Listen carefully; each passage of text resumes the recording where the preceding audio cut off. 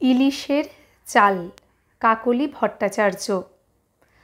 বাজার করার ব্যাগটা হাতে ধরিয়ে দিল গিন্নি।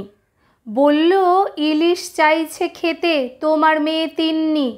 রুই কাতলা খেয়ে খেয়ে মুখটা গেছে পচে। ইলিশ মাছের তেলে ঝোলে ভাত যদি তার রোচে। বড় ইলিশ আনো যদি করব তবেই ভাপা। দাবার নেশায় পড়বে না তো বাজার ধামা চাপা।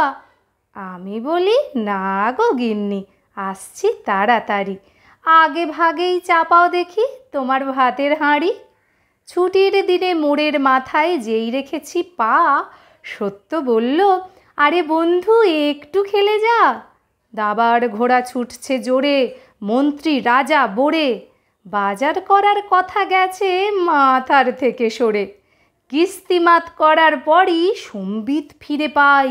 ব্যাগটা নিয়ে জোর কদমে বাজার পানে ধাই।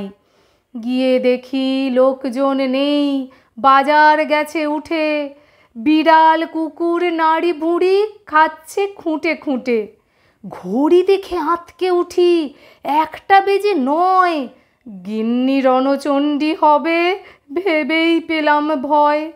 বাড়ি ফিরে খালি ব্যাগ ধরিয়ে দিলাম হাতে। 1 হাঁড়ি ভাত ফেলল রাগে গিন্নির সাথে সাথে। তিন্নি কাঁদতে কাঁদতে বলে, কোথায় ইলিশ বাবা?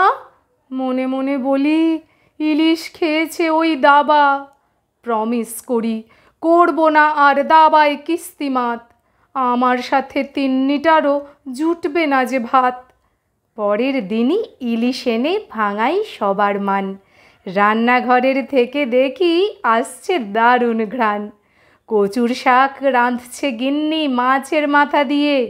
পুঁই শাকেও দেবে নাকি একটু ভেঙে নিয়ে। হেঁসেল জুড়ে শুধু ইলিশ, ভাপা তেল ঝাল। ইলিশ আমায় চক বানিয়ে দিচ্ছে দাবার চাল। ধন্যবাদ।